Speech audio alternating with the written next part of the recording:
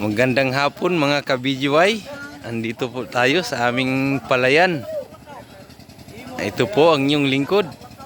Sana po ay magugustuhan nyo ang aming video. Ito po ang aming palayan. Namumunting alaala ng aking magulang. Sa kalukuyan po kami nagpapatubig. Ngayon, yan po yung aming andar. Ito po yung aming mga palayan. Buhay na po yan mga ka-BGY. Ayan po. Ito po yung aming lugar dito. Napakaganda, napakaliwalas. Kasama ng aking mga pinsan at aking mga tiyuhin. Ayan po, sa hindi pagmamayabang ay sa amin po yan mga palayan na yan. Ayan po. Yan lang po ang aking mapapakita sa inyo. Ayan po ang aming bahay kubo dito. Nandun po sila. Nagiinuman kami, nagiinuman. Ito po sa akin tiyuhin, ito po yung pilit. Buhay na buhay po yan mga ka-BGY. Lapit po tayo doon sa aming nagpapatubig po kami ngayong araw na ito ka-BGY. Ayan po sa aking mga tiyuhin. Palayan po nila yan. Napakaganda at napakagandang panahon ngayon. Hindi na mainit kasi hapon na. Ayan po.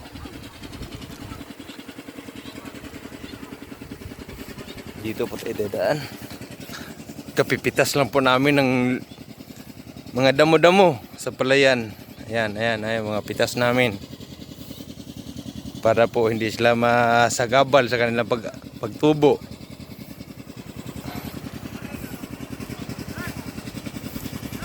Oh!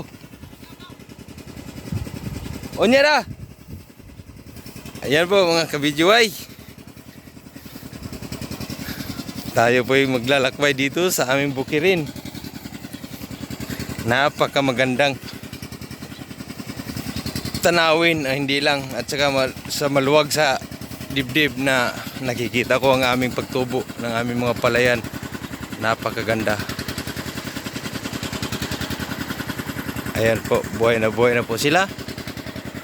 Nabubunutan na po namin ng mga damo na nagkasagabal sa kanilang pagtubo. Ito po yung aming patubig.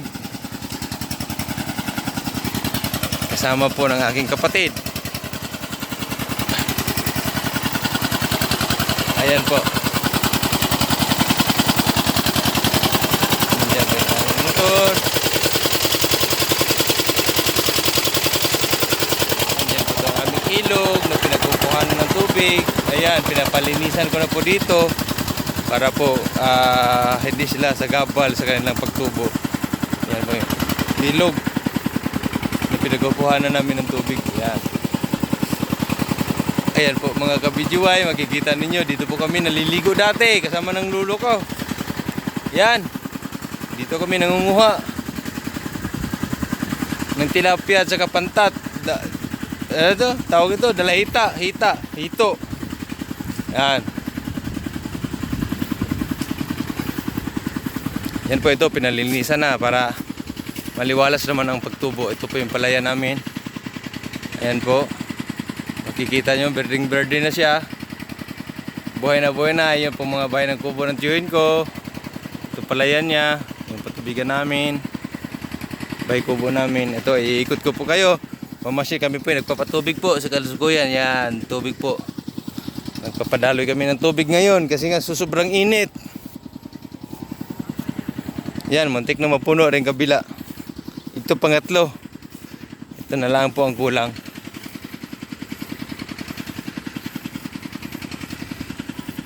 Yan po yung ilog na pinagkukuhanan namin ng tubig. Medyo maliit na to, di tulad dati. Dito kami naliligo ng lulo ko. Yan.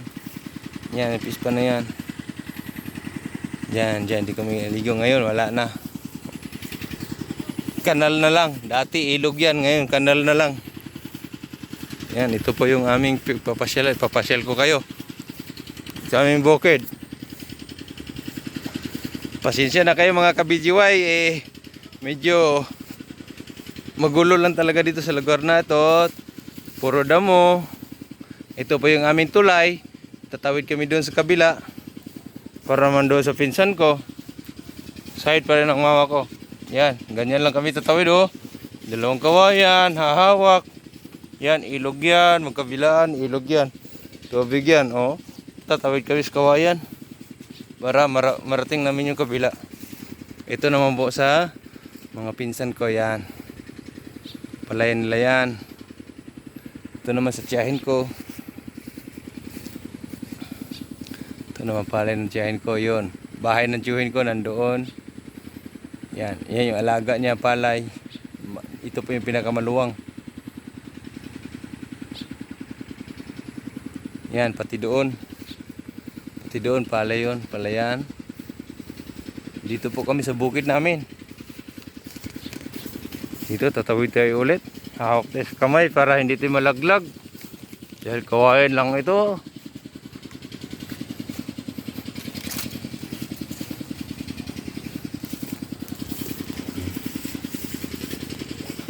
Ayan po mga kabidjiway. Wala na ako masabi. Kontentong-kontento po ako sa pira na pinaghihirapan ko. Masaya po ako. Nakikita ko yung aking ani. Tumutubo na po yung aking palay. Hindi pa nakarating dito yung tubig. Yan, medyo tuyo-tuyo pa sila. Kasi po sa ilang araw, busy-busy. Maraming activities. Hindi natin naalala. Kaya ngayon, napapasyalan po natin ngayon. Dito, antayin namin mapuno yan tubig hanggat makarating siya doon sa pinakadulo, pinakalas namin na nasa baba. Pero yung pispan ko wala na, punong-puno na po ng kabidjiway. Wala na akong alagang tilapia ngayon, puro na lang damo.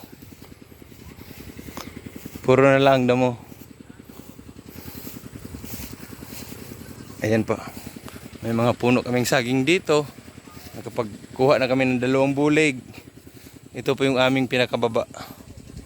Yan, ang pinakababa naming luwang. Yan. Medyo may kalakihan din po siya ng konti. Ayan po. Pero at least malinis po siya paligid para walang daga. Walang mga insekto na dumadapo.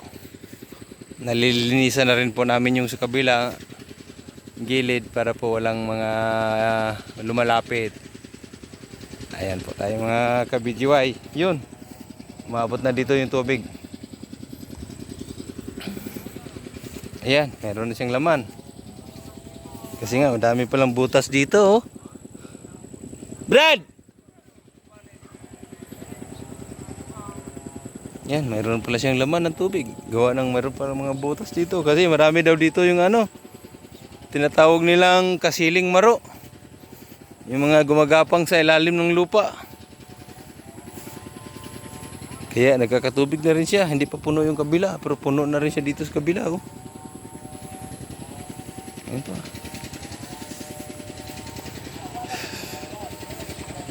Punta naman tayo sa pispan ko mga kabidjiway. Masakit sa isipin pero ito po yung pispan ko, puro na damo. Hindi na nalinisan, napababayaan na, gawa ng bising-busy na rin yung kapatid ko sa trabaho niya. Pero walang problema, masayang-masaya po ako. Nakasama ko sila. Ayan, pispan ko po yan. Pero puno na po ng damo. Sa likod po ng bahay kubo namin yan. Malawak yan.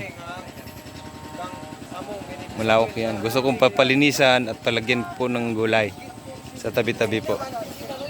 Dito po yung mga alaga naming kalabaw.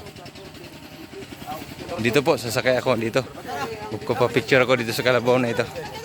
Yan po, alaga ng mga chewin, alaga ng kalabaw na alaga ng chewin po. Yan. Ikaw mo, Panoy, ikaw mo. Oh. Wasa. Ayan, otol ko. Yan yung supervisor. Ito, chewin ko. Poging-pogi, oh. Hindi yan nabosaya, pero taga Marawi yan. Oh. Galing Marawi. Yan, pinsan ko, pinsan. Yan, chewin ko. Ito naman mga kaibigan namin dito. Pinsan. Lahat. Uyuan ako na, uyuan ako, gwapo na ka na. Pinsan, mga uyuan. Perte lamiak. Magandang place dito, brado. Lawak pa lupain dito.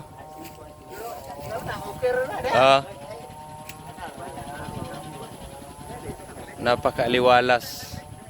Pag nasa bukid ka, tanggal lahat ng problema nyo, Brad.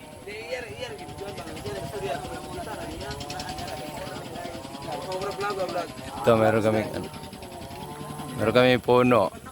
Meron kaming ano. Maraming salamat mga ka-BGY. Hanggang sa susunod po, huwag kayong magsasawa sa aming video.